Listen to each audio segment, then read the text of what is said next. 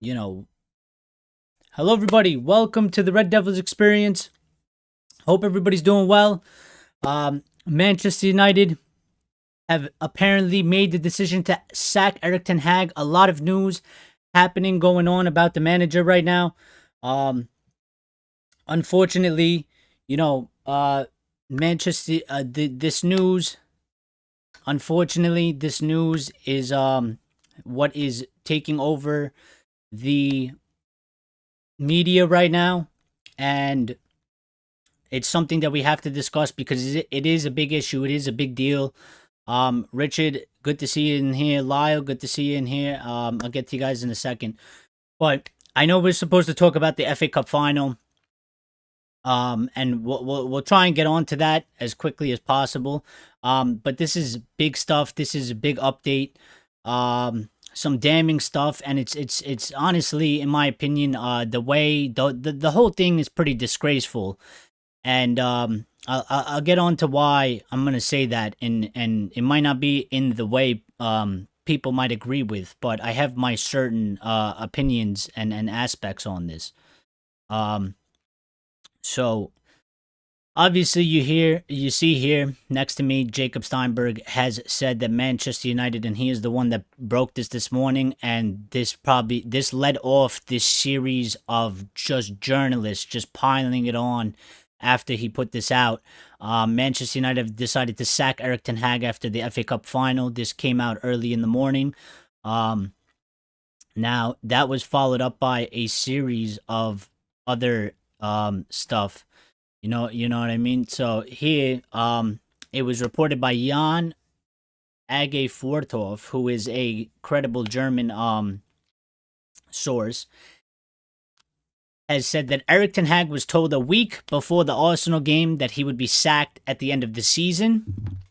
That was followed up by the Muppeteers, United Muppeteers, who are also very credible. And they're pretty straightforward guys, and I like what they put. They have a big United account up on X, up on Twitter. So they put out saying the news regarding Erik ten Hag being sacked after the FA Cup final has not come from INEOS, and they did not want the news to come out. So there's two parts to this. Number one, they're saying that the news was not released by INEOS, but at the same time, they're saying they didn't want this news to come out, indicating that this news is not false, that this news is not wrong, that this news is not made up, indicating that they wanted to keep this under wraps. They are unhappy that it has leaked out.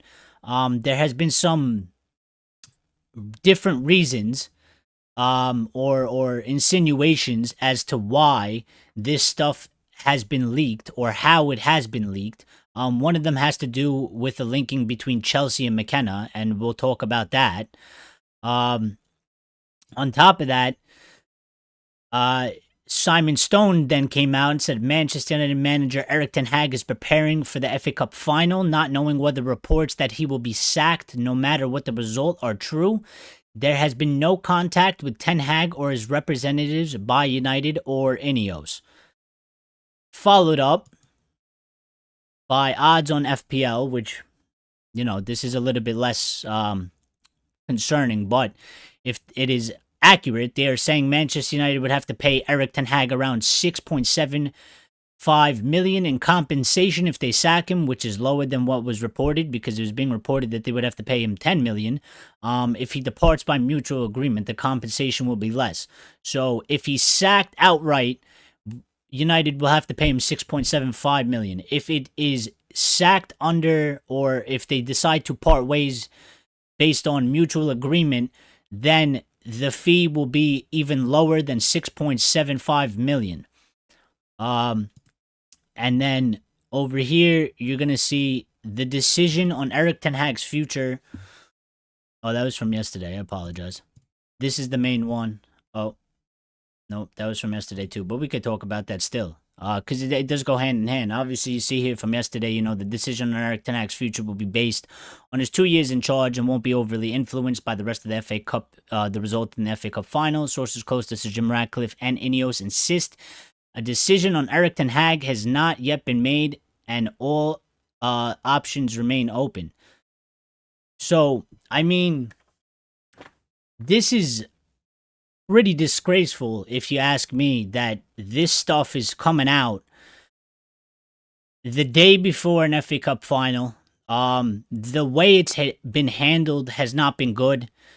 It's actually very sad, in my opinion, from a fan point, the way that this has been handled, the way that this has gone out.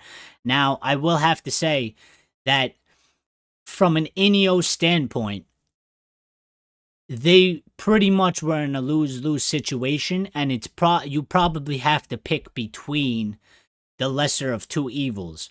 Lion Hearts is here. Oh, he's finally made a show. I'll get to you guys in a second. So, in my opinion, INEOS, from an INEOS standpoint, they were in a lose-lose situation in this, right?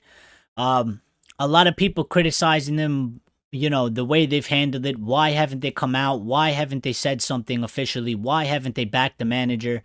They're responsible for the pylon. They haven't come out and said anything of any sort of a strong statement. And to a certain degree of that, I will agree with. The general sentiment that I'm seeing from the fans, that I disagree with, is that people are saying, they led this on because they never came out. They should have came out a long time ago and said, we are, backing Erik ten Hag. We are sticking with Erik ten Hag. And, why it's their fault that this has led to this. And my problem with that is, they can't just listen. If INEOS came out in January or February or whatever, and they said to the United fan base, like a Sir Jim or somebody came out and made a direct statement and said, we are sticking with Erik ten Hag, or we are backing Erik ten Hag, we are behind Erik ten Hag, or we plan to go into next season with Erik ten Hag, and then they get to the end of the season, when that obviously wasn't true, because everything and anything that we've ever gotten that's supposed to come from INEOS, correct, was that his job is under review. His job will be under review, and the review will happen once the season is over. That is the only statement that they actually ever made, and it was through the media. It was never directly from a Sir Jim, a Sir David Brailsford, or anybody else. The problem with that is if they did that, which, they're saying they're going to back him, but it would lead fans to believe they're going to stick with him going beyond the season.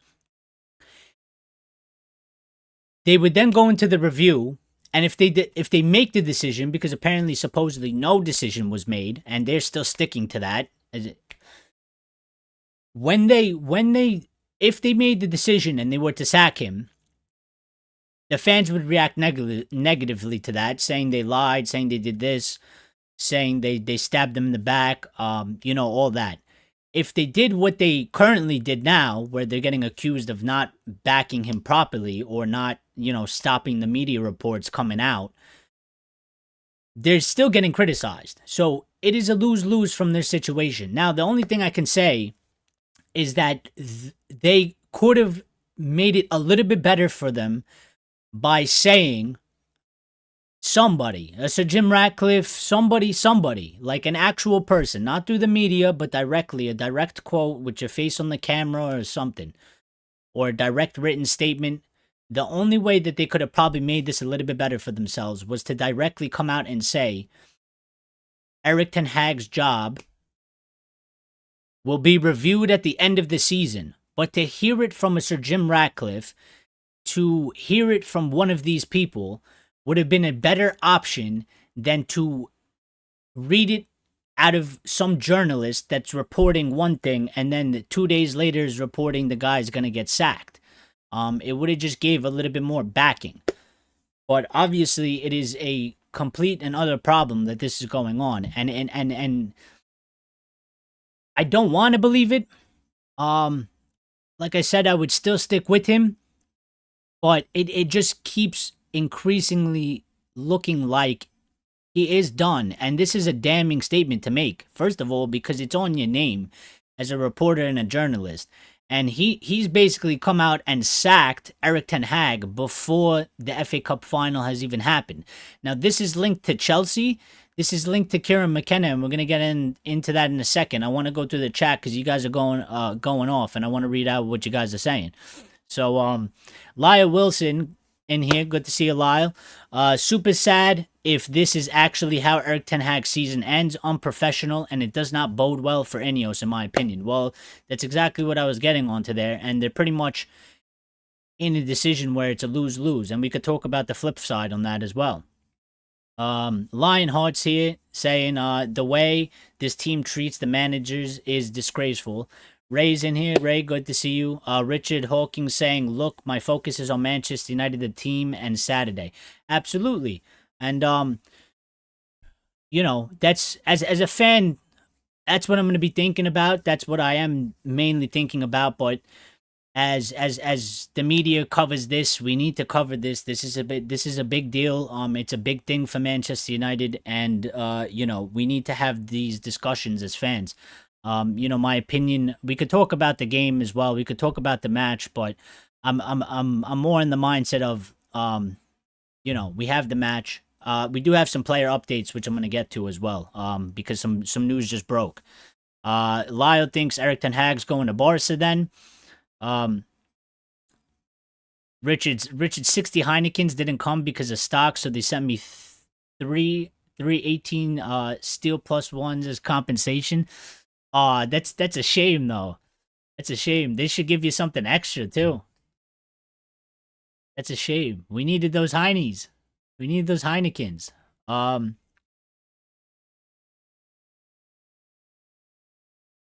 Ray says they don't let us celebrate. They came with the news. Sack Erik ten Hag. Well, here's the thing too. You know, the United fan base is very split. And I was going to label the thumbnail Erik ten Hag disgrace. And the reason why I would label it Erik ten Hag disgrace is because of the way that this has been handled. The reaction to it that I'm seeing is also a disgrace in my opinion. It is okay if you have the opinion that you want a different manager. That's okay. What I will not have and what I do not accept is Manchester United fans celebrating and championing a manager losing his job, especially when, you know, this season is not and has not been all his fault. We do not have all the pieces in place, as we all know, as we all talk. You know, we have many other problems besides the manager, and these people are celebrating like they're celebrating Erik ten Hag basically losing his job like we just won the Premier League trophy. And I find that absolutely disappointing. I find it disgusting by fans in this fan base. And while I do think it's a minority, it's still disgusting. And I don't understand how you can have that mentality as a Manchester United fan, where you are championing the sacking of a manager. They do not understand that the sacking of a manager is not only a failure of the manager, but it is also a failure of the club. You are championing the failure of the club. The club hired this man in a way to try and succeed, to try and build something, to try and win things. And you are happy that this has failed. That's what you are. That's what these people are doing, and it is disgusting. And I am disappointed in these people, and I don't actually really know what to say about them that I can keep it on a PG-13 level, because I have some choice words, but I don't want to really stoop down to their level of just idiocracy. I mean, it is wholeheartedly just disgusting. On top of that, the media and the game that the media is playing is absolutely disgusting. Some of this information, they've known this. They've known this. They've held this till today. They've held this till yesterday. They've held it right before Manchester United FA Cup final against Manchester City. The treatment that these guys are doing to a manager shows the absolute lack of respect that they have for this man, as a manager, as a human being. They wouldn't do this to other managers. They would not do this to other managers. And if it, and another club, they would not do it. And I find it an absolute disgrace that this is a thing, you know? It is disgusting. And Ray's saying even if we win, we can't enjoy because of the Ten Hag news.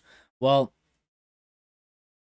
we're gonna have to. We're gonna have to. We will enjoy it. And I actually think if we win, I think it might be two scenarios, right? So if we're gonna take this at face value, if Erik Ten Hag wins, if we win, right?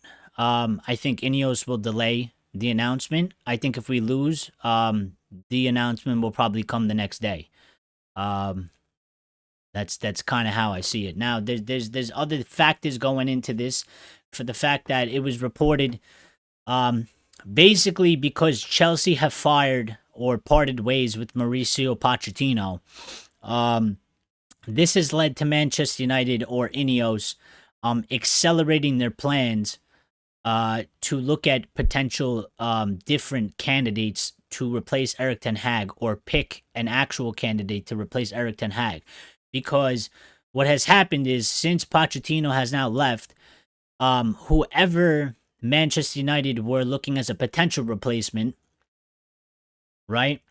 They are now looking at the same managers. So now there is a manager race going on between the same exact managers between Manchester United and Chelsea, which has put INEOS supposedly on red alert because they do not want to miss out on their number one guy, who seems to be, at the moment, Kieran McKenna.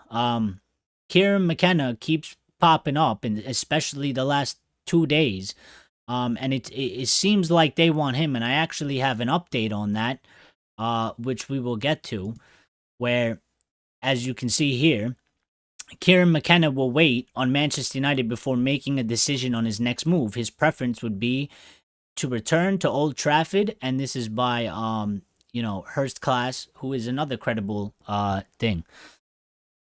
So I just want to see, what's going on. What are you guys saying in the chat? Richard Hawkins saying, I never would celebrate a manager getting sacked. I wanted Frank Offeral gone in 73, but I did not celebrate his sacking. Lyle saying just proves the agenda against United. Over 20,000 watching the United Stand channel tonight. That's good for the United. That's good for the United Stand. Obviously they are the biggest channel, and I actually watch them. You know what I mean? But you're in here, you're talking about United Stand. Why don't you go in the United Stand and talk about the United Stand? Lion saying, "Give it time, buddy. We'll have 20,001 in here." That's the spirit I want from my guys here. We will get there one day. We will get there one day. Hey, listen. Mark Goldbridge claims that he used to stream live to 4 people on a Sunday night. We got 10 people plus almost every day, no matter what day we stream. So, it is what it is. But back into the more important stuff. We're not here to talk about all that other crap. So following that Kieran McKenna update, right? This comes out where Kieran McKenna's buyout clause at Ipswich is less than $5 million.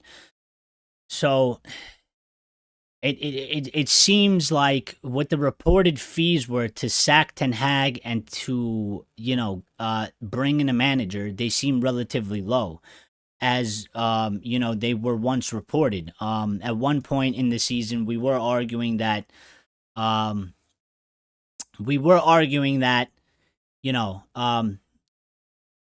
appreciate DWH. We were arguing that, maybe it's too expensive for them to sack because we're not in a good financial position, and they might have to keep him on. You know what I mean? But as of right now, it is coming out that this stuff is going. This stuff is going. It's $5 million is nothing. And the update that I really want to get to, which is somewhere, we'll talk about that after. This is probably one of the more important pieces, in my opinion, that has come out today. That follows up all that stuff is that INEOS and through Pete Hall, who is another credible guy, all credible as journalists. I mean, even Fabrizio Romano came on and said, it's something today. So INEOS want a young manager who is willing to work within the structure and help them create a new footballing identity at Manchester United, with Kieran McKenna very much fitting the bill.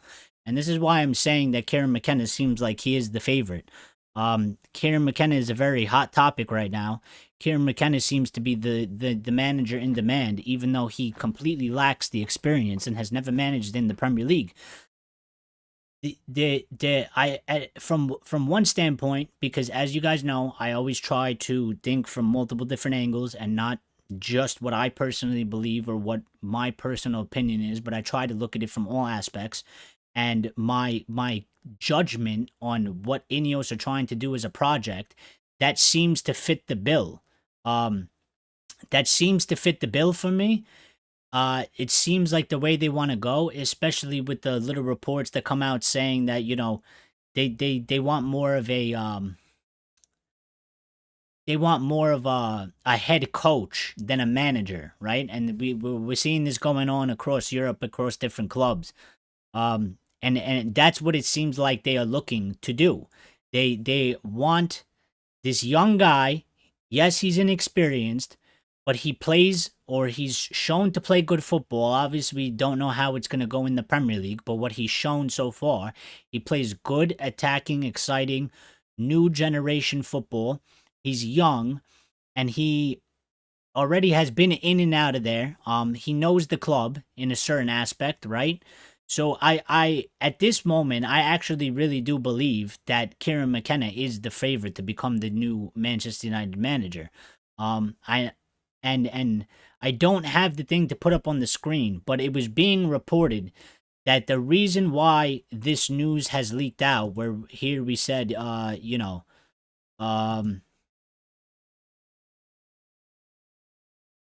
where we got this piece right here, right? Oh, no. Sorry. This piece right here.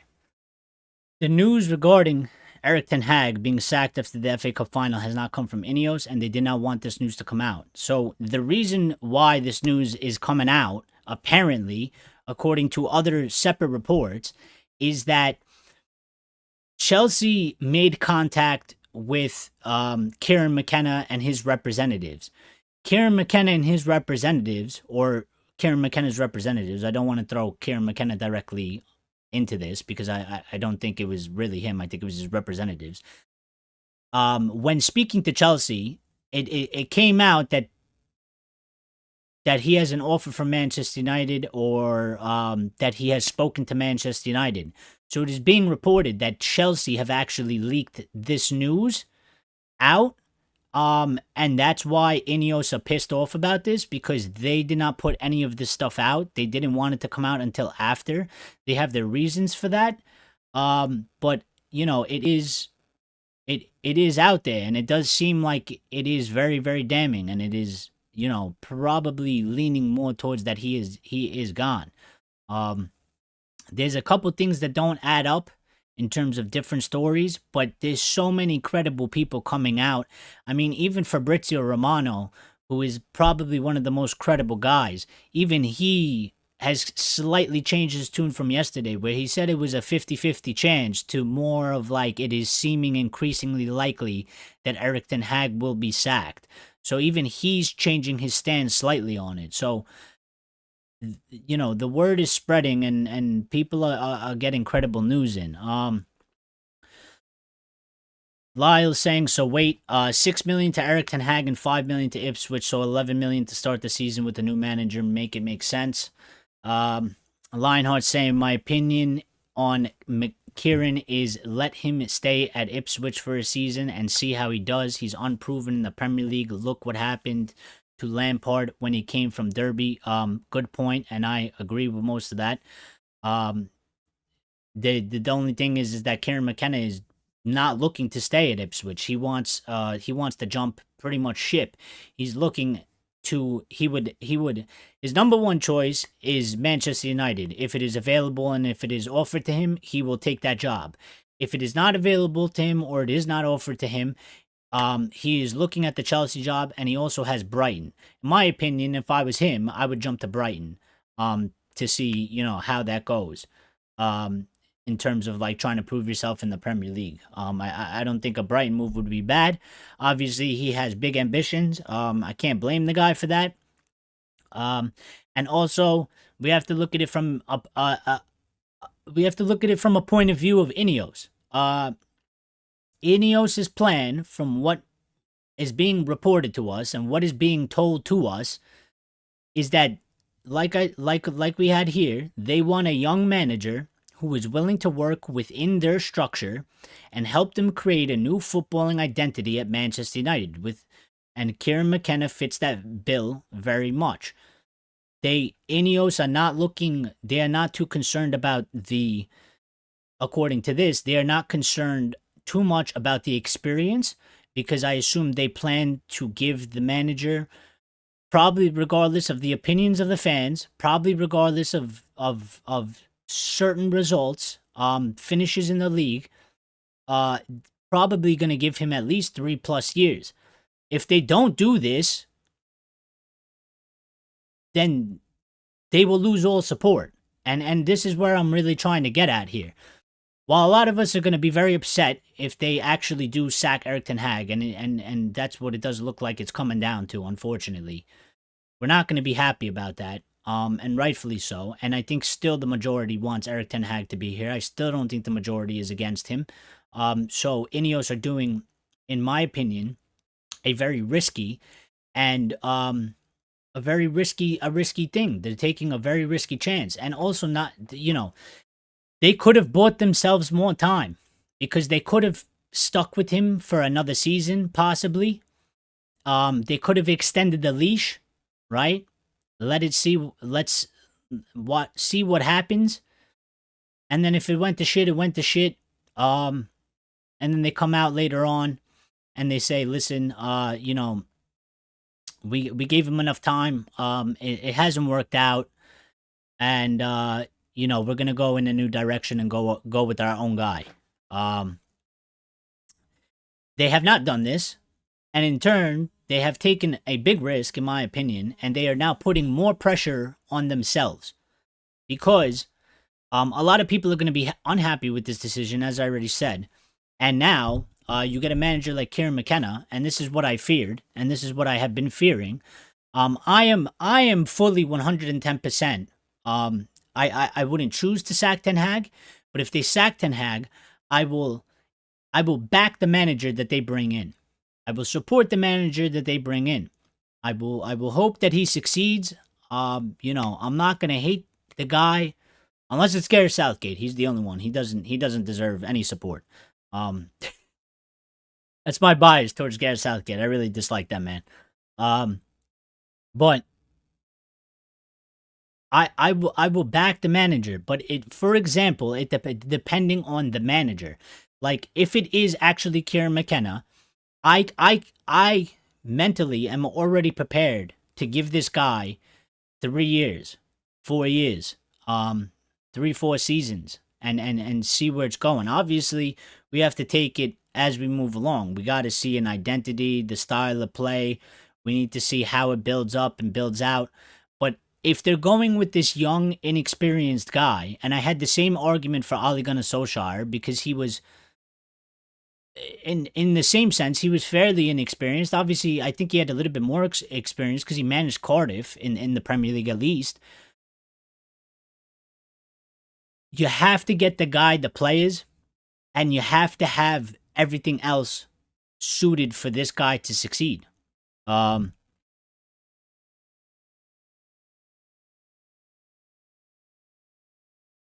So, it just, I want to read what you guys are saying in the chat.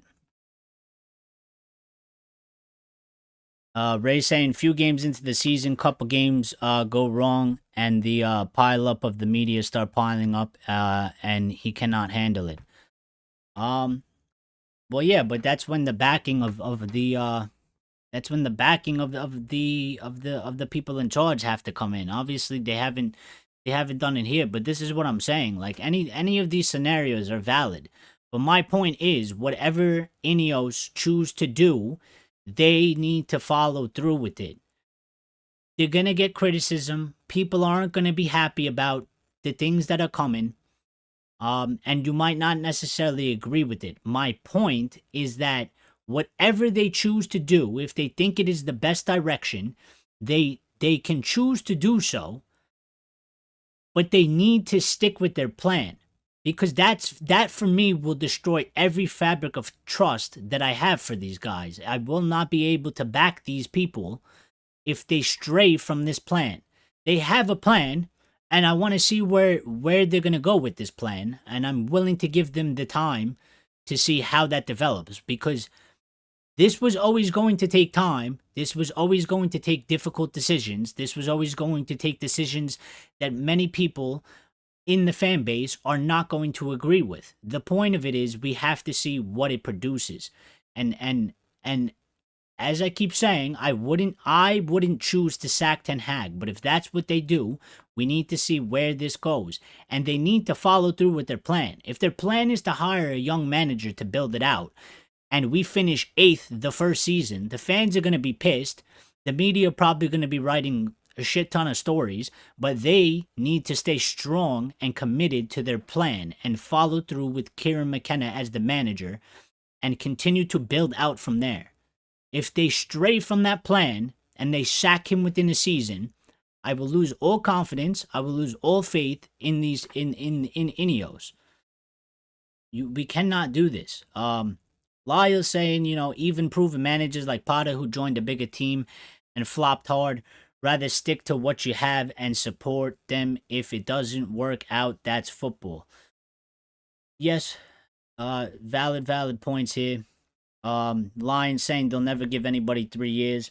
Well, then it's all for nothing. If they're not going to give anybody 3 years, then it's all for nothing. Because as I've said many times before, Manchester United need to build a base. We need to build a foundation.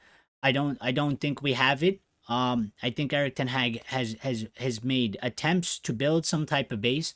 I think he has something there, but I don't think it's a completed thing. And it seems like we are just going to go for a fresh restart. So if we're going for a completely fresh restart, we need to follow through on this one. This is the last chance, the last opportunity that we have. Because if INEOS get this wrong and this project doesn't elevate us to a certain position, we're just gonna be even further behind in terms of years and all that. IVPS in here, good to see you, saying it's pathetic how we are replacing Ten Hag right now, but to replace him with a PE teacher. Listen, I think it's a little harsh to say he's a PE teacher. I get what you're saying, but it's a little harsh to call him a PE teacher. He might be out of his depth. It might be too big for him. You know, he might do a good job. We don't actually know. We don't actually know.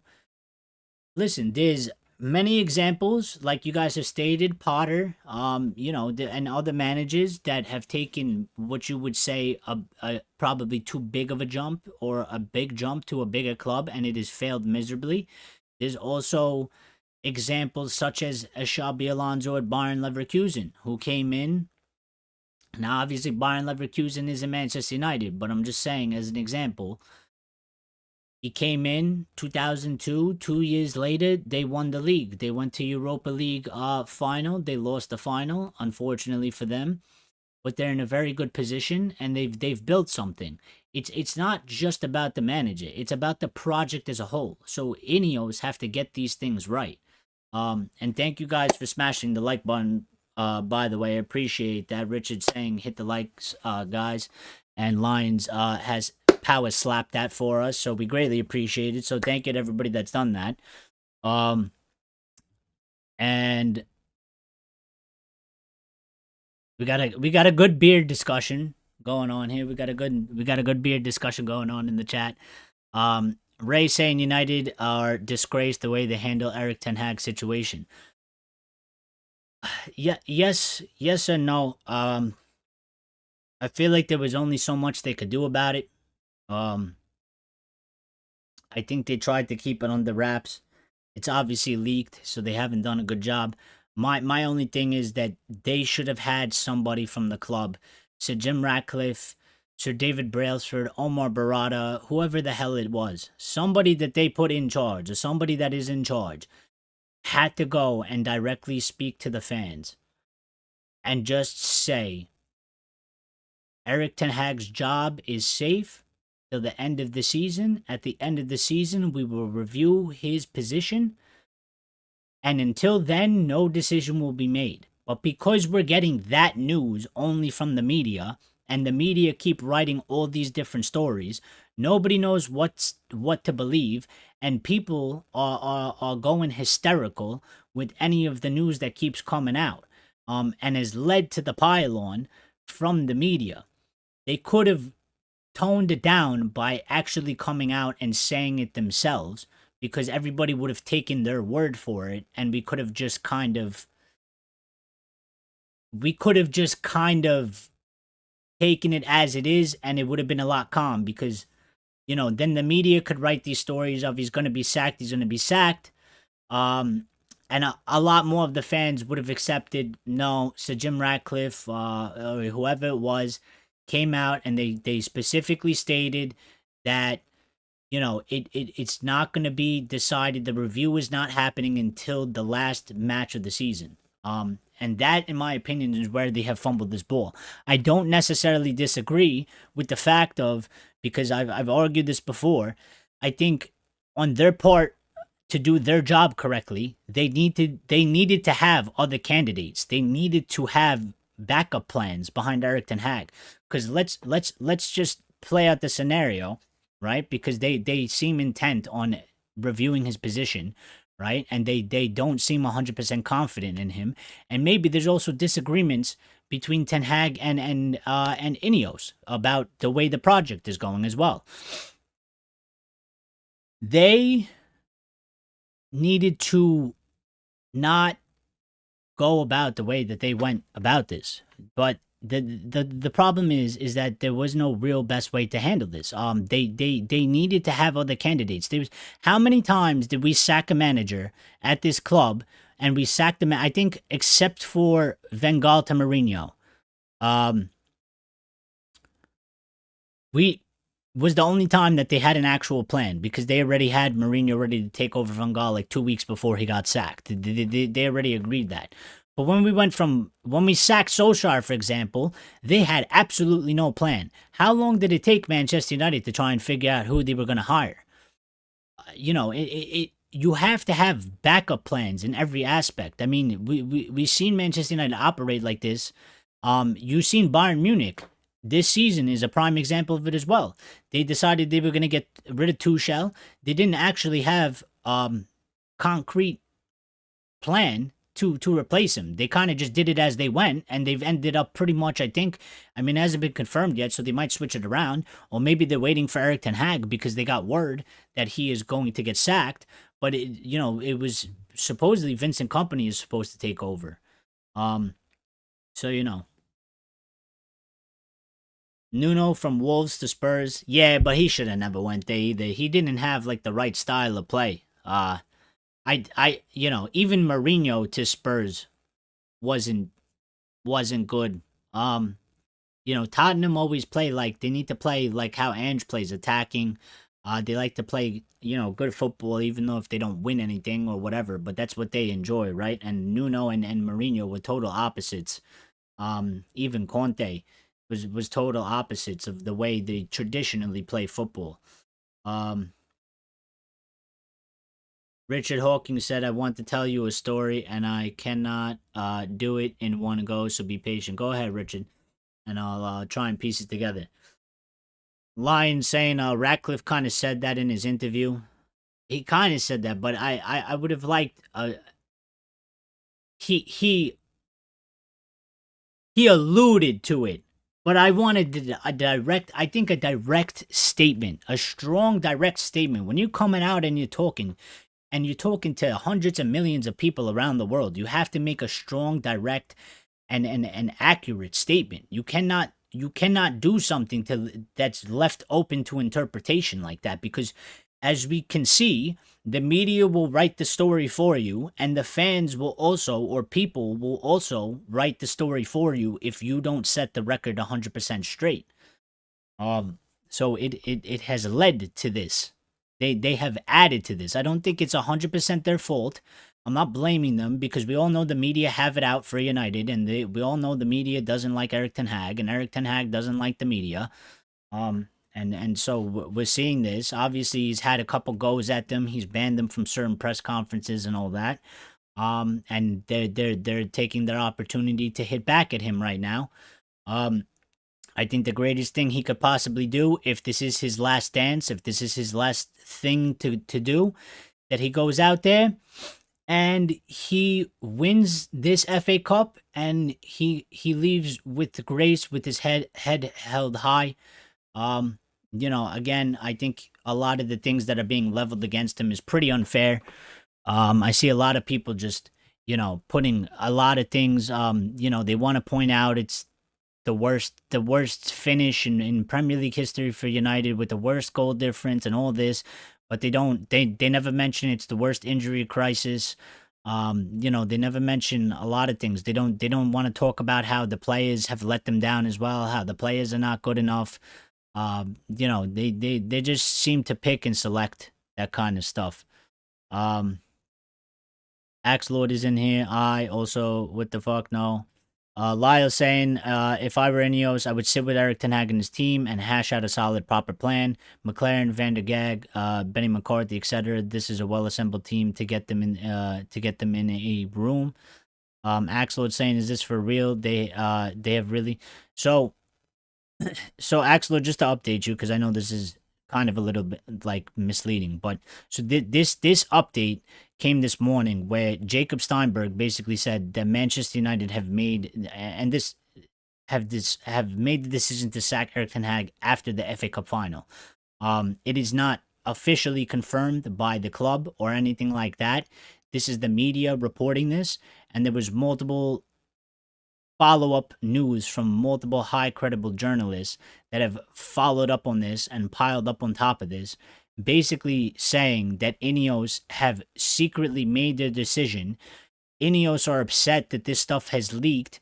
INEOS have not come out and necessarily denied this news. And pretty much INEOS only said that they wanted, as you can see right here, which I think just sums up everything. It just says the news regarding Erik ten Hag sacked after the FA Cup final did not come from INEOS, and they did not want this news to come out. So they didn't put it out, but they're also in the same sentence not denying that news. They're not claiming it's false. They wanted it to happen after the FA Cup final, and it has not happened for multiple different reasons.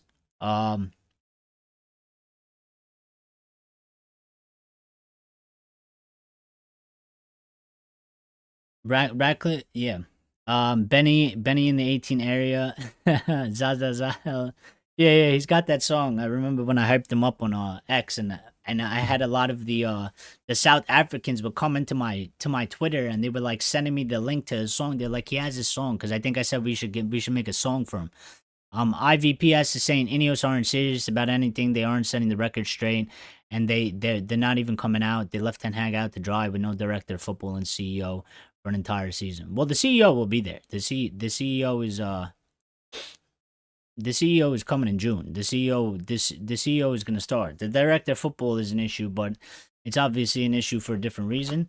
Now I understand what you're saying, but at the same time, if listen, what we can see from so far from these guys is when they make a decision and they decide that this is who we want, or this is what we want, they seem to be sticking with that, which is at least applaudable for a certain part, because obviously Manchester United in a certain aspect. We have never operated like that before. We've chopped and changed plans. You know, we've changed things last minute and stuff like that. Um, so you know, it is what it is. And now where I do agree is that this does not look good from the point of that you know, setting the record straight and all that. The fans are very unhappy about it. I'm unhappy about it, and rightfully so. Yeah, they haven't gotten Ashworth in yet, but that's not. But that's what I'm saying. IVPS, like, they want Ashworth. They're sticking with Ashworth. They think he's the right man, and they're fighting to get the guy. There's problems with getting in Ashworth. Newcastle want a ridiculous amount of money that nobody should pay for a director of football. Um, and it would be stupid of them to do that. Now, people argued that they could go and get another guy, but if they're set in their plans and they think he is the guy and they want him to be a part of that team, then they should absolutely be fighting to try and get this guy. I think they have the capabilities to manage without him. Manchester United have pretty much been operating without a director of football for 11 plus years anyway. So, you know, to me, it doesn't really make a difference as long as they get the guy over the line and the other guys pick up the slack for now, which they probably should if they're good at their job and they're as experienced as they're supposed to be.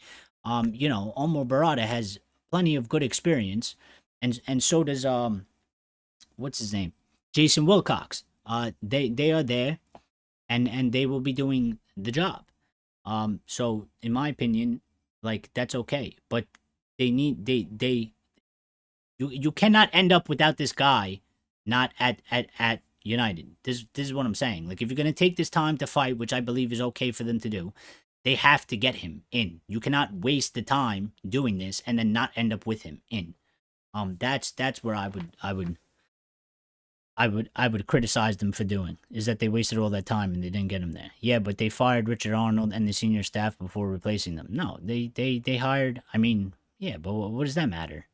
Richard Arnold wasn't good at his job, and the senior staff wasn't good at his job. Like, and they didn't fire Richard Arnold before. They had Omar Barada was already CEO. Richard Arnold left on his own accord. He could have left earlier, or he could have left later, but there was no point. He was leaving anyway. Like, I don't think it's that big of a deal. But there was an interim CEO. There was somebody there. It was basically the same thing. Barada hasn't officially started. Barada's having talks with Kieran McKenna and other people. Like, Barada is doing work in the background. Jason Wilcox is doing work in the background. They're not supposed to be officially, but they are having conversations with people. They are doing work. There are certain loopholes. It's not like he's just sat at home and just sitting there waiting in his chair, waiting for the day that he can go in and officially work. They're doing the work that they can. They're just not officially part of the club. So they can't officially do things. But obviously they're having communications with Sir Jim Ratcliffe, Sir David Brailsford, and Jean-Claude Blanc, who are operating the club right now.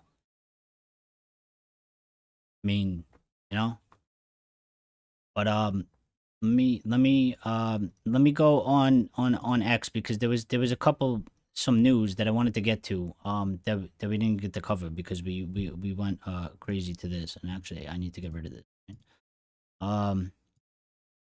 So there was reports. Obviously, Bruno Fernandes came out. He made a big long statement, which I wanted to touch on because he came out. He made a statement. He says he loves his club. He said he doesn't want to leave.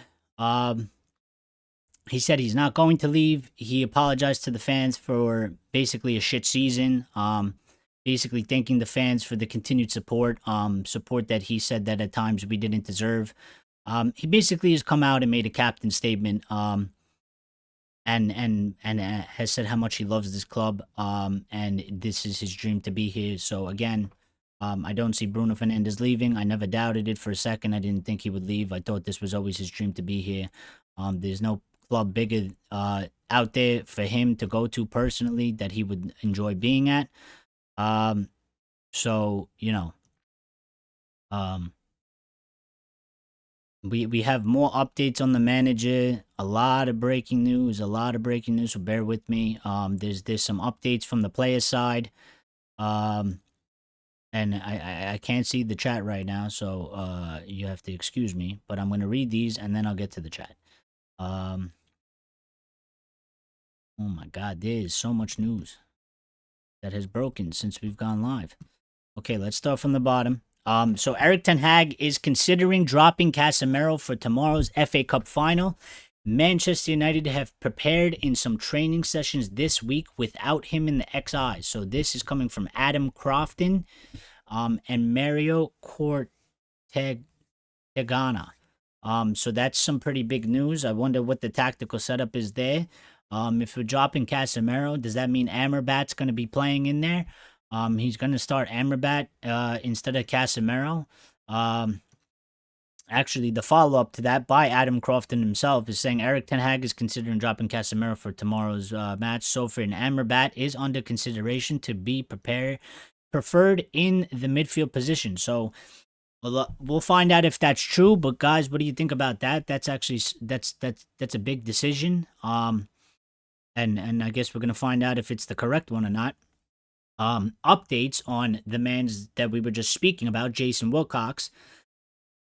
Jason Wilcox, this is coming from James Ducker in the Telegraph. Jason Wilcox has been busy in recent weeks making recommendations for the MUFC board about Erik Ten Hag's approach, style of play, suitability to the role, and relations with the dressing room. So, Jason Wilcox is playing, according to James Ducker in the Telegraph, has been and is playing an important role in the decision on whether Erik Ten Hag is going to continue on or not. He has been evaluating Erik Ten Hag's job, and he has been reporting to other people that are there. James Ducker in the Telegraph has also said Manchester United have held talks with representatives of Thomas Tuchel, but it is understood there are some doubts about whether he is the right fit character-wise for what United want at this stage. So, again, that kind of reinforces a little bit of the McKenna thing because they think he fits the bill perfectly. They are concerned about Tuchel's character. They don't know if they want him. Some people are going to argue because Tuchel is not a puppet. They might say that, they want somebody that they can completely control. Obviously, with somebody like Thomas Tuchel, he has a little bit more opinion, has a little bit more say.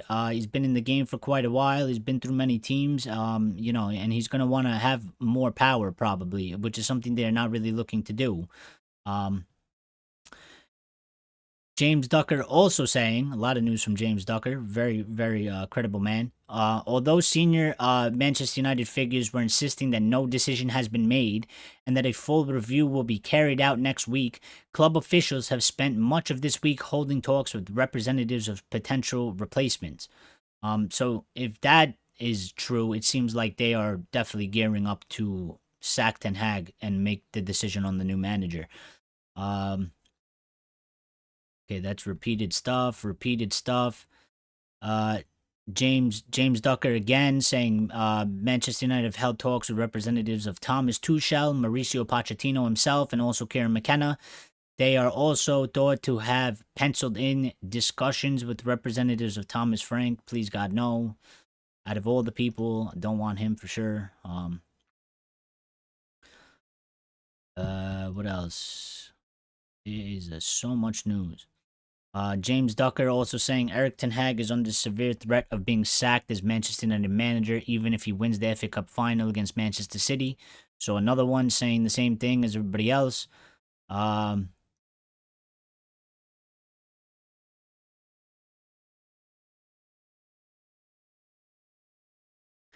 This is coming from a guy named Freak Janssen, who appears to be some type of a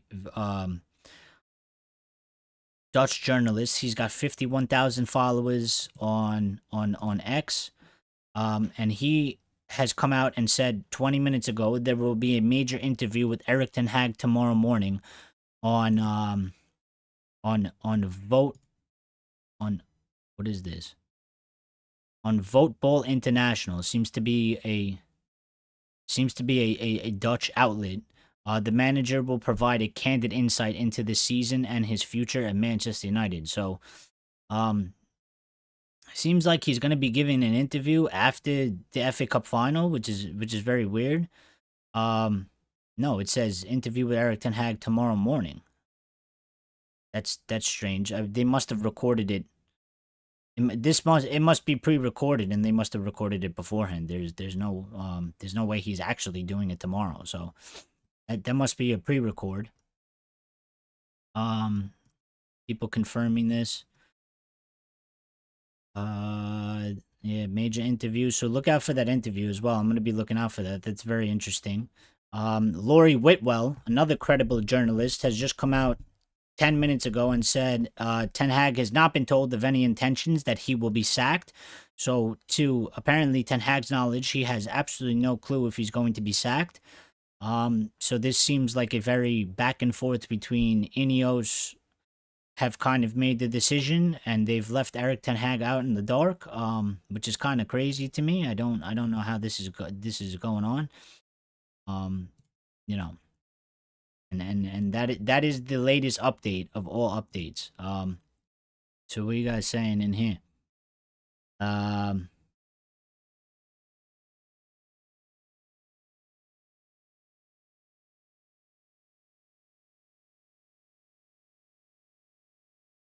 that's not IVPS. That's not how it worked. That's not how it worked. That's not how it worked. Erik ten Hag was not running the club by himself when they sacked all the people. They were in there and they were making decisions behind the background. Erik ten Hag was managing players in the club. There was no other decisions necessarily to be made. Transfer window was closed. We didn't have money for the transfer window. There was nothing going on. Erik ten Hag was not focusing on player transfers. It was too far away. That's not how it was working. That's not how it was working. Axe Lord, saying to have settled their mind on a massive change so close to the FA Cup final is bad. They have demoralized the team just before a big match. Yep. Certainly, definitely a possibility. Certainly, definitely a possibility. But again, from their standpoint, they did not want this decision to come out. They did not want this news to come out. That is their unofficial statement through the media. And I guess they were trying to stop that from happening. Unfortunately, it leaked, and that does go down on them because of the way they are operating, the way they are moving. They have made a mistake. Again, these guys are not gods. They are not perfect. They're gonna fuck shit up. They're gonna make mistakes. And obviously they have made a mistake here. It is not a good look for the way they have handled this, and people are rightfully very very much upset. I see we got more people that joined us. Guys, please smash the like button for me. Greatly appreciate it. If you're not a subscriber, subscribe. Join. Be part of the community. We have lovely discussions as always, as you can see over here. Very passionate, very good Manchester United fans. We may not agree on everything, but we always have good conversations. And everybody's respectful and everybody's entitled to their opinion. And this is a place where you could come and have your say, and we will never deny you on that.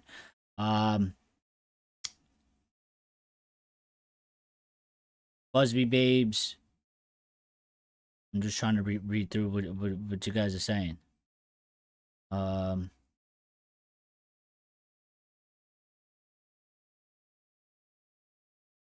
Look, if Lyle's saying, look, if Erik ten Hag is still the manager next season and we lose the final, then just know the agenda is real and they did this to distract us from the trophy.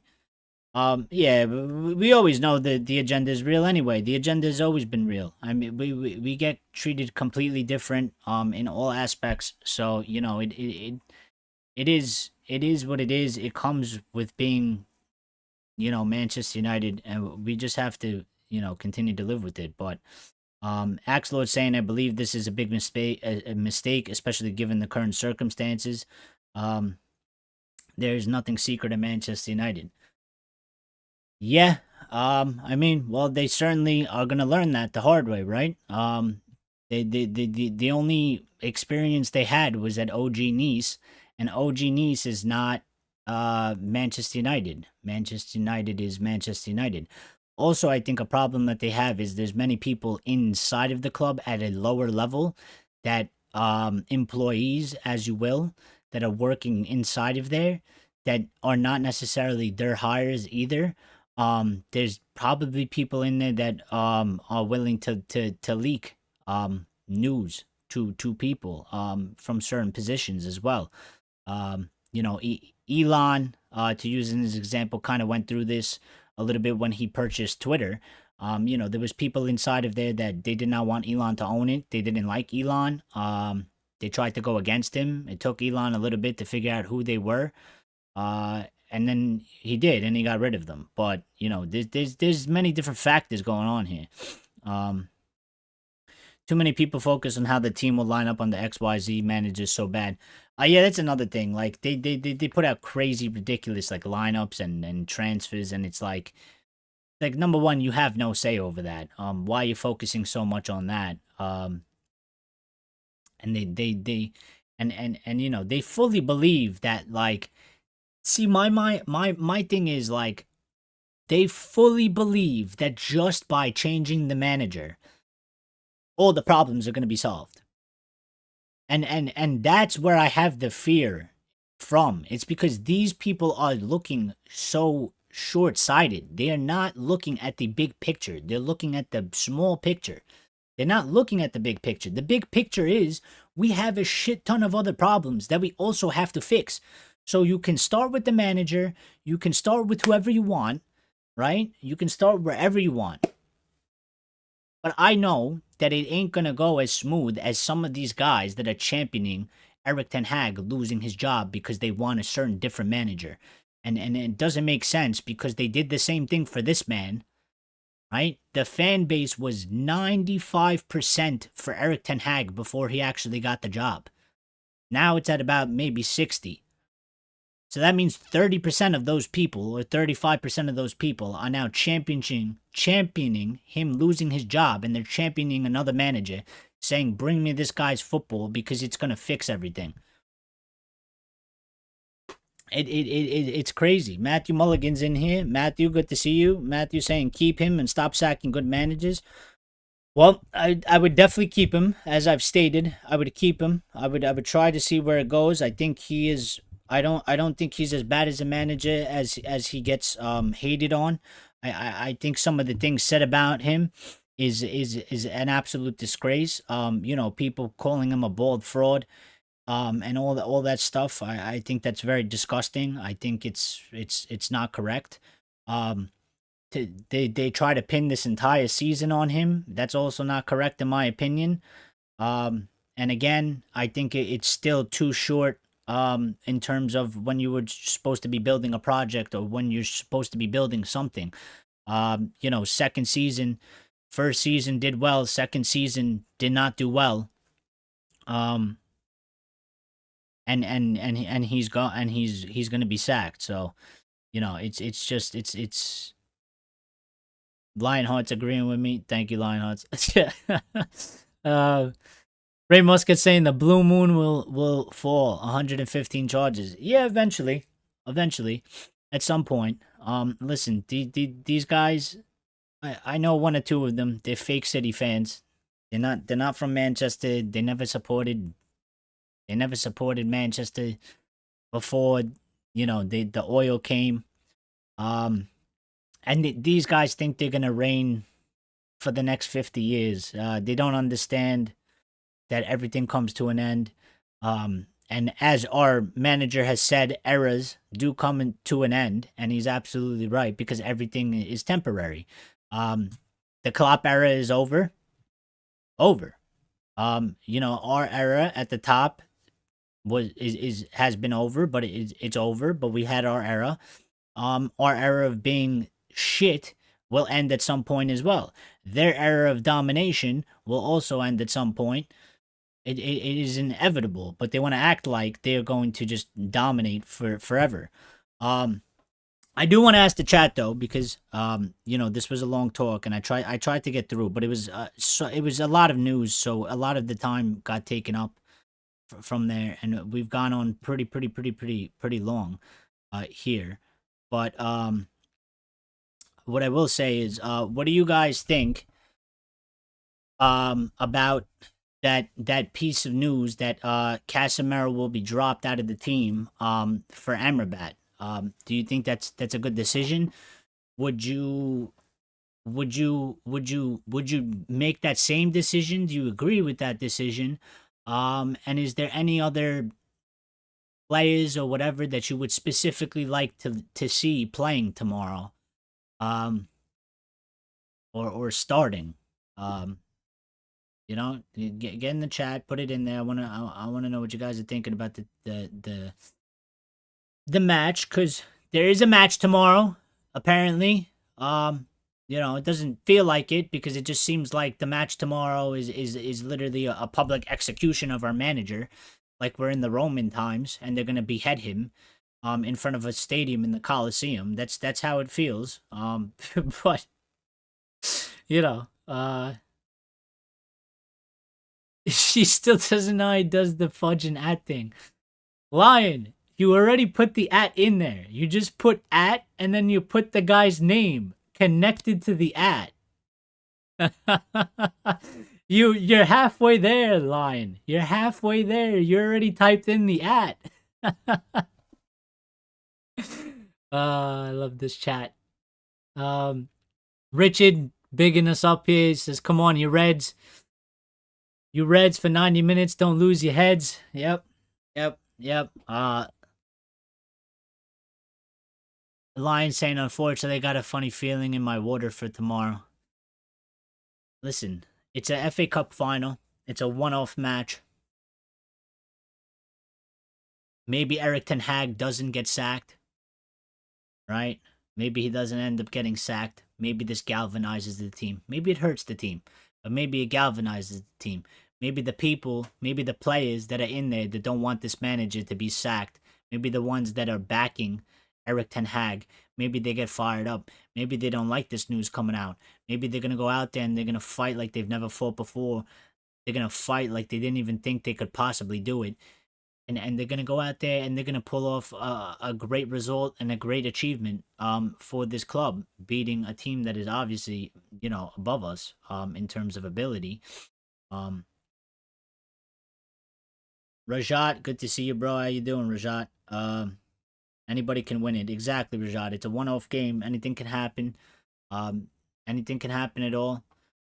And we'll see how it's gonna go. Let me just double check for breaking news, because apparently that's a thing today.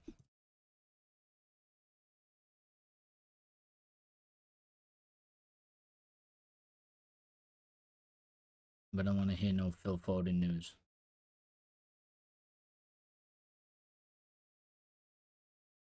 So yeah, just the last piece of statement on that was Ten Hag has not been told of any intentions that he will be sacked per the very reliable Laurie Whitwell. So he's going into an FA Cup final and then hearing from the media that he's going to be sacked. Yeah, but at the end of the day, Ten Hag doesn't care for the media. He doesn't care what they write, and he also doesn't he also doesn't take what they write for he doesn't take what they write. He doesn't take it seriously. So even if they are writing that he is sacked or he is going to get sacked, he is not going to let that affect him. He is not going to be going into the match thinking I've lost my job or I'm losing my job. There's absolutely no way, judging by his character and the way he holds himself. He will completely ignore that. He will, if he could, he would call it absolute bullshit, and he would call them out for it. He might do so at some point during an interview, probably after the match, maybe. There's definitely a possibility. But yeah, I can see. What time is it? We've only been live for an hour, yeah. We could go on a little bit more. Yeah, an hour and 10. What are you guys saying? Axe Lord saying, I can see how this will galvanize the players to fight for what? The next season? Everything rests and Erik Ten Hag leaves. But yeah, maybe maybe they just want to prove a point that they back this manager, they fight for this manager, and they just gave it their all to the very end. Or it could have the opposite effect. I'm not saying that's what's gonna happen. It could have the opposite effect. They could go there. They could be discouraged. It could affect them mentally. They could be distracted by it. Absolutely, 100%. But for every yin, there's a yang. Correct. So it could be bad. It could be good. We don't know. The players in the dressing room. It's up to them to take it how they want. I would hope that the ones that do like Erik Ten Hag, the ones that do back Erik Ten Hag, the ones that do not want this manager to be sacked, I hope, if they are seeing this news, and I'm sure they have because it's literally everywhere, and I don't see how they avoid it if they don't go on social media. They would have to throw their computer and their phone into the water, and just be completely off the grid. They could take this one way or another, but I would hope that those guys see what's being written and they say, fuck that, we're making a stand. We're going to show them that this manager can and has achieved things. He is a good manager, and we're going to fight for this manager to the very last day. And if it's his last day, so be it, but we're going to try and fucking win it for him then. And that's the mentality I would want from them. If they really don't know, if nobody knows, for me, if I'm a player and I'm going into that dressing room and I'm going into tomorrow's match and I know everything I've read here today and discussed with you guys, I'm going into that dressing room tomorrow with the mentality of we don't know if he's gonna be here, but I'm gonna fucking go out there and I'm gonna give my 100% for this manager. I'm gonna fucking die on that pitch and I'm gonna leave everything out there for him, and we're gonna try and get this fucking result for him because I think it's the least that we could do for this manager. I would disagree with the way he's been treated by many different aspects, and I would want to go out there and fucking make a statement. And that's what I hope I get from the players. That's what I hope I get from the players. Obviously there's some players that they probably don't like him or are not, well, thankfully one of them isn't at the club, but there might be one or two players, but at the end of the day, they're professionals. They're playing in an FA Cup final. If they don't do it for the managers, at least do it for the fans, the club, and then obviously yourself, So I don't expect them to down tools. I just hope it doesn't negatively affect them. And I hope it kind of galvanizes them. I would do it. You know what I mean? I would be ready to go. I actually want to go. I want to contact them. I want a 2-hour contract. Give me a 2-hour contract. 2-hour contract. Put me on 15 minutes. I got it. I will take care of it. Don't worry. I will do better than Anthony. That's for sure. I could do better than Anthony. I'll put in some crosses to Hoyland. Make sure he gets his service. I'll probably be gassed within like 5 minutes. But if they get me the ball to my feet, I'll just whip in the crosses from wherever I am. I won't even have to run that much. Unfortunately, I'll be screwed tracking back, so I'll hurt the team in that aspect. But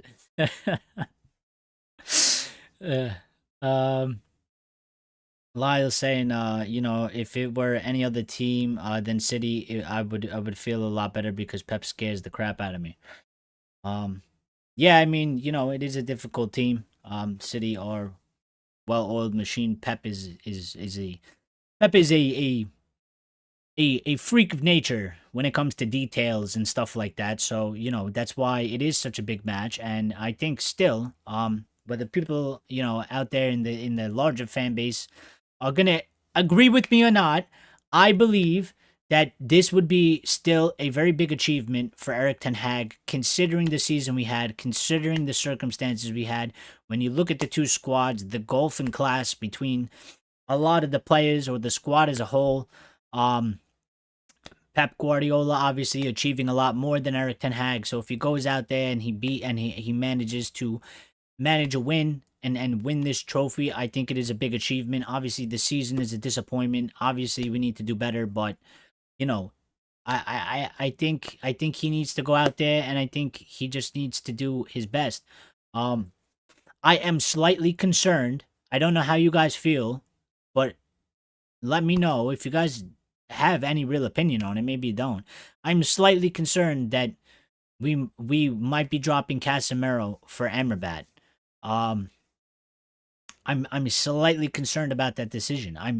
And the reason why I'm slightly concerned about that decision is not that Casemiro's um lightning quick, but I do find Amrabat slow on the ball, and slow in terms of like quickness, decision making wise, and we saw last match he did get caught on the ball quite a lot of times against that Brighton midfield, and that kind of scares me. Um, Considering when you look at the options in Manchester City's midfield, I find it concerning. But I hope if we do go out there, I hope that he absolutely kills it. I think he's been very good defensively. I think he's been very good. Um, you know, 16 to 18 on the live. We almost at 20K. We are growing. Yeah. Don't worry. We'll get there. We'll get there. We're getting there. We're getting there one by one. We're getting there one by one. Road to 20,000 live. No, but seriously, we have about 2.73 thousand subscribers on the channel. I want to get the number up above somewhere soon. I'm gonna add that in. But if anybody wants to subscribe, join the community, jump in there. Be a part of this community. We have a lovely community so far. We're building. Very enjoyable. I love everybody in here. Very good opinions. Very good banter. Very good talk. So I'm very happy with where we're going, with where we're growing. When I first started out here, I couldn't even do a live show because nobody was watching.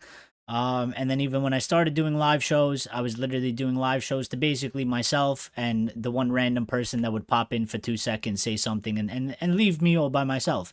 And now I am accompanied by fantastic group of people. It's okay, they can leave. It's okay. Listen, we only want people that want to be a part of this community. If they don't want to be a part of it, they don't want to be a part of it. They could go. We don't need fence sitters. We don't need hoppers. We don't need hoppers. You know what I mean? Listen, I'd rather have 20 loyal, dedicated people watching me than 1,000 people that are just gonna jump in and out of the stream and leave at any second. That's personally what I would want. I'd rather have you guys than a bunch of people that just don't really care. You know what I mean? So it's okay. Let them come and let them go. And the people that choose to be a part of our community, we know that they're the loyal ones. We know that they're the dedicated ones, and we know that they want to be a part. So, but I appreciate that. You guys are great. You guys are funny. We got legends here, especially, yeah, we got absolute legends here. Like, I think about it sometimes and I'm like, man, if we ever get to the point where we have like a couple thousand people watching, I always think about it and I'm like, I still want to see these guys in here so I can remember and just, I would want to get the opportunity to just shout you out in front of the thousands that end up watching, hopefully one day, and just be like, yeah, these guys were here with me day one. They were in here talking. They supported this channel, because you guys also deserve the recognition. Like, obviously, I do the show, but again, as I always say, without you guys, I am nothing. Without the community itself, I am just one person. So, I thoroughly very much enjoy this. I very much enjoy this, and I love this experience. This always brightens my day, having these conversations and just being in here and talking with you guys always. So I absolutely am grateful that you guys take the time to be here. I am not the be all and end all. There are many channels out there. You can choose to go to any channel and you can choose to participate in that. But you choose to come here. So, for that, I'm forever grateful. And we will continue to keep building and improving and get better and This is only the beginning. We're in the we're in the infant stage of this. We only started this in November, you know? So, again, um, and we have OGs like Richard Hawkins, who's been through it all, who's seen it all. He's seen the highs, he's seen the lows, he's seen the mids. Ray's saying he wants to be a life member, please. Yeah, of course, you could you could do that. Uh, but working very hard. I'm trying to get the super chat thing going. And then obviously that comes with a lot of other things. We need to get more watch hours. We might not be able to complete that within the 365 days that's required by YouTube, but I'm fairly confident that in the way that we are going, we will be able to get that the following 365 days. But we're going to make a big push for it. And the summer is going to be a big push. We are obviously going to be doing all the transfer news updates. It's going to be hectic. It's going to be a challenge for me, but I am willing to accept this challenge. I will be on vacation. And I will be in Europe. So the time differences, I believe, for most of you should line up for you guys probably better. But again, I'm going to be running in and out. The internet might not be the greatest over there because it is not necessarily the top first world country, if you would say. So we might have some difficulties, we might have some challenges, but like Manchester United, we are going to persevere through hard times and the good times and all that. So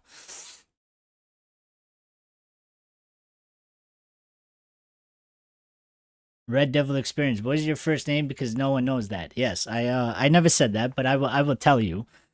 Um I will tell you my first name, and I can already see the links here, but my first name is Erik. But my first name is spelled Eric. That is my first name. My first name is Erik.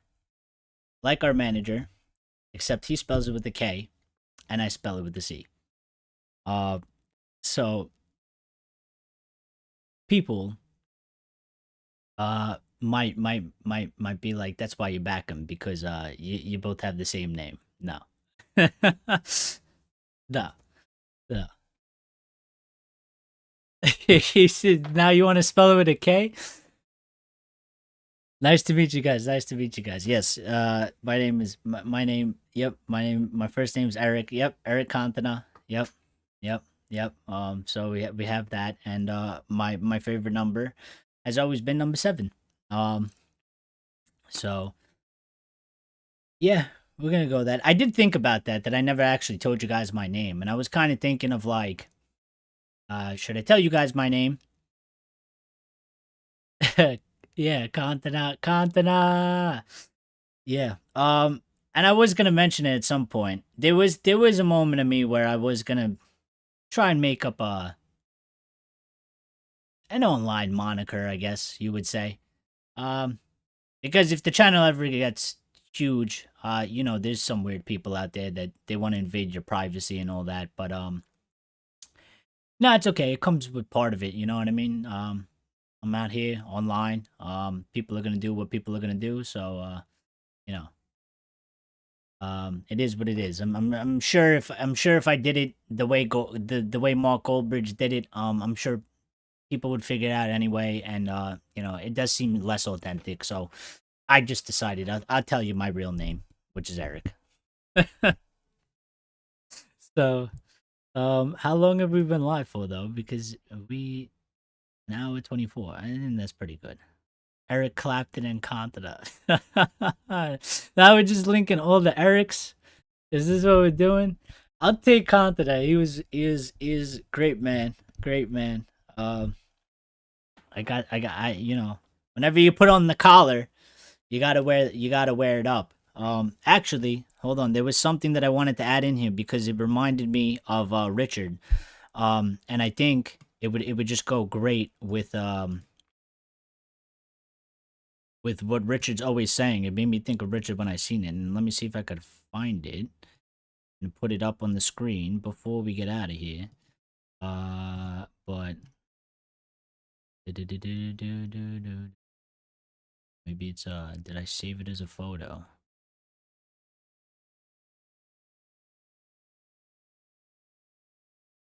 Oh, hold on. Let me go find it. Let me go find it. You know exactly where it is. I did not save it. My apologies. I did not save it. This is what happens when you try to do things on the fly. Here it is. Oh boy, that might be a little bit blurry, but we're gonna try. We're gonna try for you guys so you can see this. It goes directly with. Oh, anyway, oh, I did save it. What the heck? Yeah. Let's put this up. Let's see how this is gonna work. Please excuse me, but if you could see up here on the screen, and I'll cover myself. Here is a newspaper article. And we all know Richard was there, and Richard was back in this. He was probably reading this art. He was reading this paper. He was reading this, you know, and he was probably going, he's got to go, he's got to go, and he was agreeing with everything I was saying. But this is just a subtle reminder that at one point, even Ferguson suffered. A lot of saying Richard's probably got that framed. Just to remind him. But I don't know if you guys could read it, but I can read it. That it says the time has come for Manchester United to sack Alex Ferguson. He's been in charge for more than a year and has spent $2 million on new players. Yet the team now is even worse than the one he inherited from Ron Atkinson. We will never win anything while he's the manager. Fergie is under pressure, but getting rid of the boss won't solve United's problems.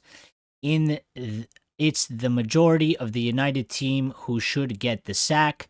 The club have signed a number of players who should all have done a decent job for the side, but with a couple notable exceptions, none of them have done the business. They get Atkinson the axe, and they could do the same for Fergie. They don't have enough pride to play for such a great club as Manchester United.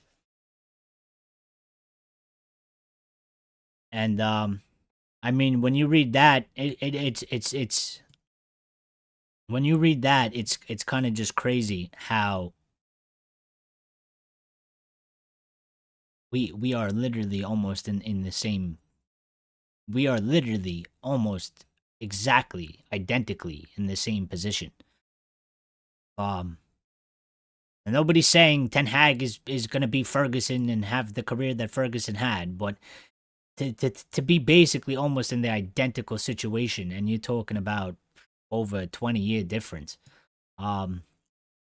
is kind of crazy how history does repeat itself, and how, you know,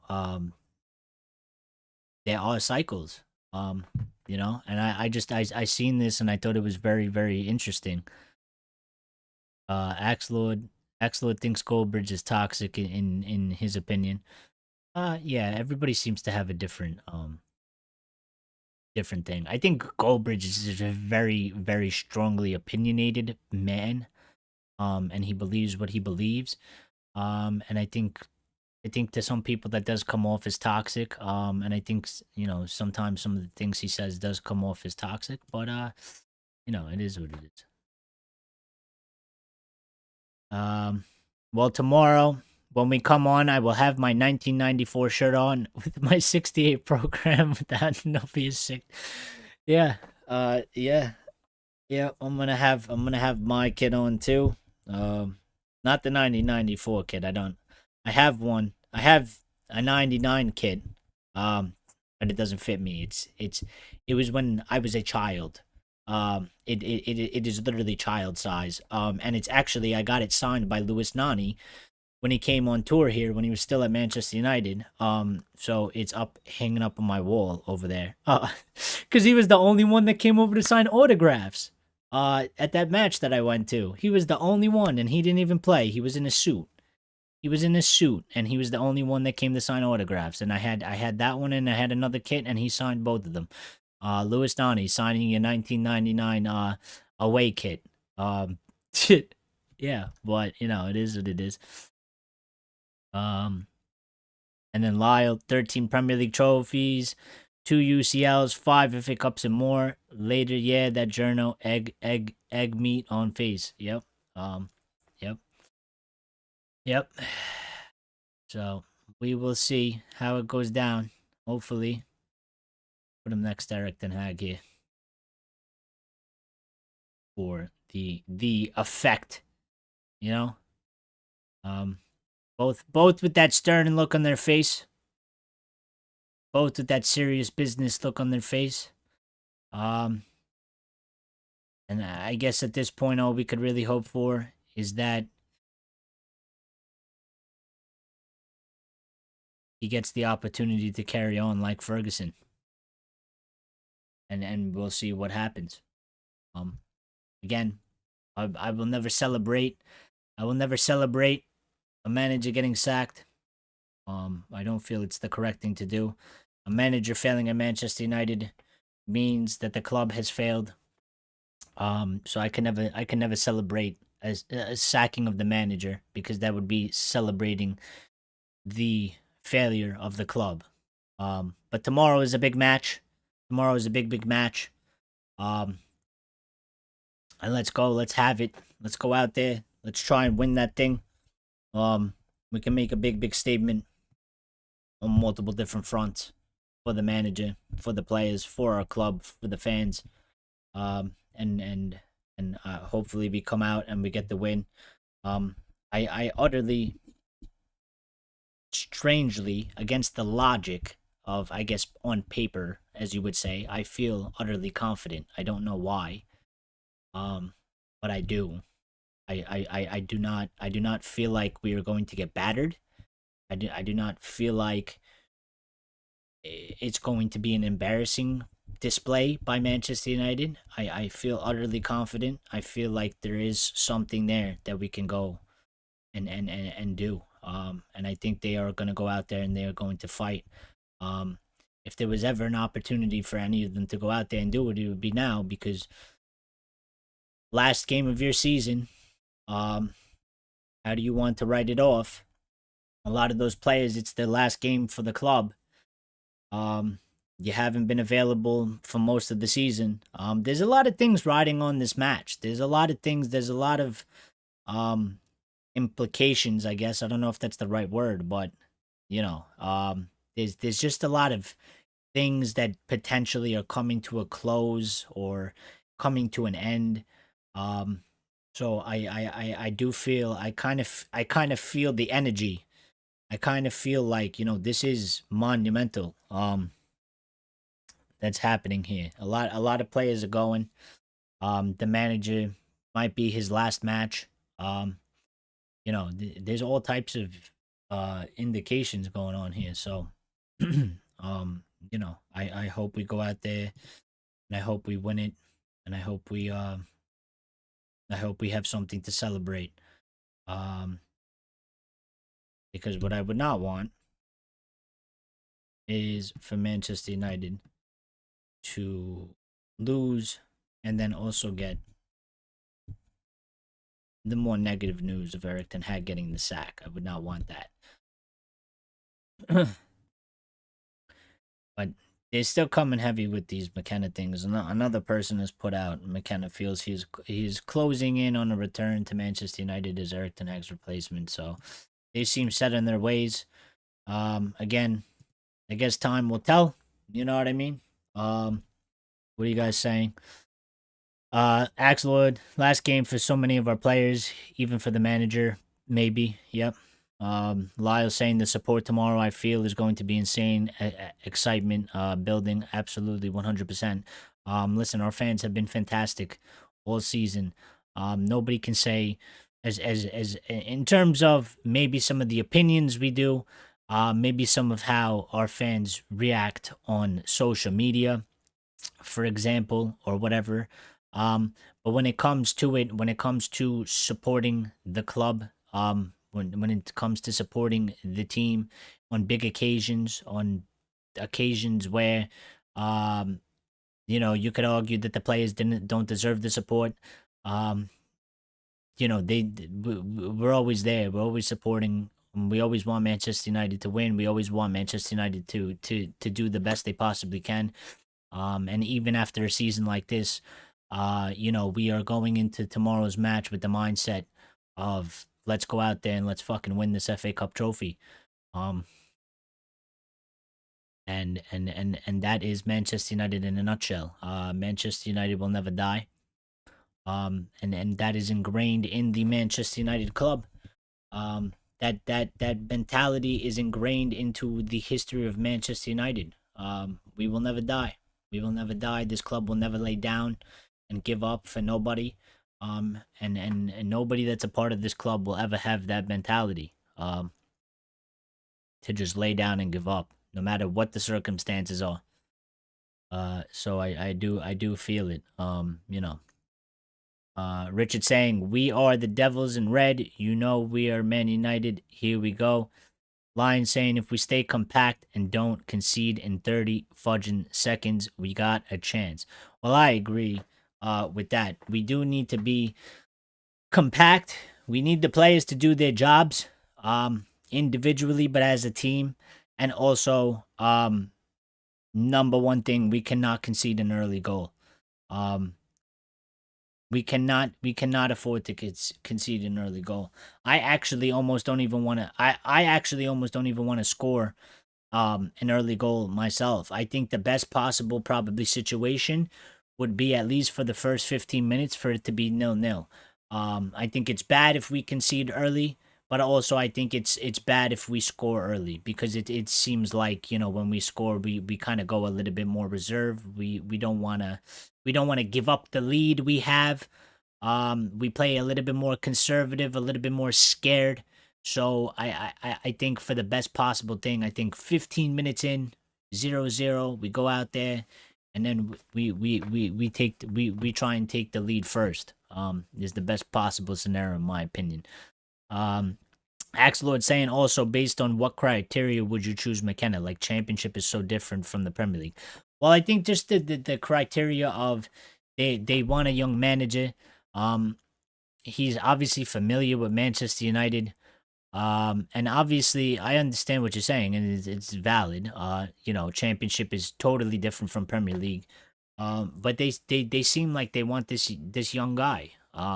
So I don't actually know like all the details, you know what I mean? But I'm just trying to piece together what is being reported out there, and that's what it seems like it is that it's because he's a young guy, he's playing exciting football, he's gotten back-to-back promotions, so he seems like he's going somewhere, and it just seems like he's a young manager. They're trying to go in a new direction, they're trying to build a new ethos or whatever, or identity or whatever. So I guess they seem like, well, if we're starting this project, we're gonna build something completely brand new, and go forward. We could do it with a young manager, that plays good attacking football, and we could build out the project that way. That's what it seems like to me. But I don't know. That's just my opinion of what they got out there. Lyle saying, we'll never die. We will keep the red flag flying high because Man United will never die. Absolutely, absolutely. And Lion saying, as my last message for tonight, I leave you with a quote from a legendary manager. And he said, once upon a time, here's Mark Smalling. Yes, Mark Smalling, one of our great, fantastic center backs. Absolute class, absolute legend. I still can't believe you called him Mark Smalling. I still can't believe that. That was Louis Van Gaal, if you guys didn't know. But Lions, thank you for being here. Thank you for smashing the like button. And I guess we'll end it on that note as well. Because we've been live long enough. And I gotta go take care of some things. It is Friday over here for me. So you know the weekend's coming on, big match. Listen, we will catch you tomorrow. We're gonna do the Red Devil recap as we always do the last time for this season after the FA Cup final tomorrow. So you know, after the match, be on the lookout. It might take me a few minutes, probably half hour after the match. You know, so but we definitely will be going live. So you know, just give a good 30, 45 minutes. I'm obviously going to try and schedule it for you guys. But I'm going to be out. I won't be in the house watching it, so I need travel time to go to and from where I am and get home and set up the show, and then put it together and then go live for you guys. So I will be looking forward to seeing all of you. Hopefully we will be celebrating together with a win. And other than that, I hope you guys enjoy the rest of your evenings, mornings, or nights, wherever you're watching from. Thank you everybody that's been here, that's been fully, you know, in the chat discussing. Thank you to everybody that's a subscriber, that has subscribed, or if you're a new subscriber, I appreciate you guys very, very much. And you guys are saying, Richard saying, if you are ever in that Stretford end, you can be the worst player in the world, but once you put that red shirt on, you will be supported. Absolutely. Lyle saying, look at this season. It was only second time in Premier League history all three teams promoted got relegated. McKenna needs to prove himself. Absolutely. Absolutely. I think it is a huge risk, and I think it is probably going to be too big of a jump for him, but again, there's nothing we could really do about it if they decide to do it. All we could do is pretty much back and hope for the best. And Ray saying we need to put everything on it tomorrow. So near, so far. Lion saying all the best people. Lyle saying appreciate the live. Erik spelled it with a K. Listen, don't sack me either. Come on, you're gonna have to put it with a C because then I'm gonna get sacked as well. If I get sacked from here, I don't know what we're gonna do. It's gonna be the end of the show. It's gonna be the end of the Red Devil experience here. Okay, guys. Have a good night. Thank you, everybody. Yep. Have a good night. Thank you all. Appreciate you. Appreciate you very much. And we will catch you tomorrow. Definitely looking forward to that. Come on, United. GGMU. Let's have it. Let's have it. Let's get this fucking win tomorrow. Come on. Come on. I'm here for it. I'm here for it. I want it all. I want it all. I'll see you later. Enjoy.